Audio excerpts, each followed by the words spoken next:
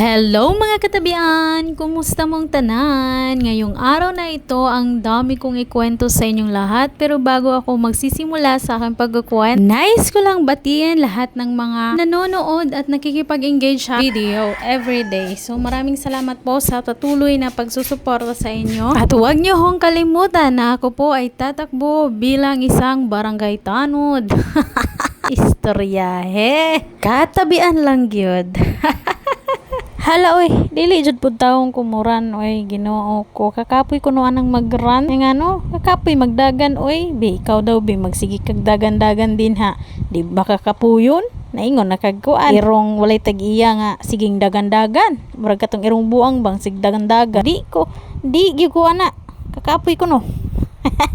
Bitaw oy. Naamagoy isa ka artista good. Kuan siya bang yang plataporma kay wala ko na expiration, pero kanang iyahang gipatupad nga wala expiration, tinuod man gyud nga wala magi-expiration na sa una pa man jud. Makalibog jud ba inana jud agway na no na bisag batas na sa una naman gyud na nga wala expiration. Ibihin ko na lang yung birth certificate, wala namang expiration talaga yung birth certificate dati pa. Bakit pa kailangang isama sa plataforma na walang expiration? Dati lang naman yun na wala talagang expiration yung gano'n. At saka meron naman yata sigurong batas nun. I'm not sure ha, kasi sa pagkakaalam ko wala naman talagang expiration yun. Pero bakit kailangan pang isama sa plataforma nila na ipapatupad daw nila na walang expiration yung kagaya ng mga birth certificate? Kaya ayun, napatanong talaga ako. Sabtara gugunin niyo be kay murag nagalibog naman jud ko ani jud ba? Dili ba ako haters aning artista ha? Kuan gud idol po ginin ako siya kay maayo jud po kay ni siyang storm gid siya. Nindot be po kay ni siya mga palabas po. Na question rag po na ako kay nakita na ako ba nga na flash man sa TV. Uy,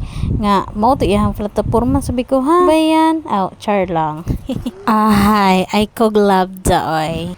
Speaking og lavad, as in makalabad jud sa ulo kana bitaw mga centers luoy kaayo kay walay mga supplies na mga vaccine, lalong-lalo na vaccine for babies and vaccine sa mga family planning. Oh my god, kawawa talaga yung mga nanay, kailangan na talaga namin ng supplies. Oy nako. Tapos kanina nagbaka sakali ako na meron silang supply na pupunta ko ng center. Wala. Tapos tinatanong mo naman yung sila, sasabihin na lahat buong Pilipinas daw ang walang supply ng ganun. Ba't ganun? DOH, please help naman po para naman po sa mga babies namin na ma-injection na po ng Penta and PCB kasi yun po talaga ang wala. 6 months na po yung anak ko, nakaisang Penta pa lang po siya. Dati naman sa mga babies ko na dalaw, si kuya at saka si Zion, 6 months pa lang kumpleto na sila kagad ng Penta. Ngayon po, kawawa yung may mga babies pa na hindi pa na-vaksinan ng Penta.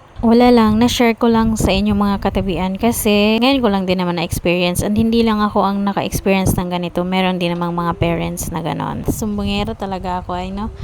So ganon talaga sa sobrang katabian natin kung ano-ano lang talagang mailabas natin sa ating mga bunganga. Pero yun po ay totoo naman din. So ayan lang naman katabian for today's ganap. Na-share ko lang naman. Hehehe. Yun lang, bye-bye. See you next time.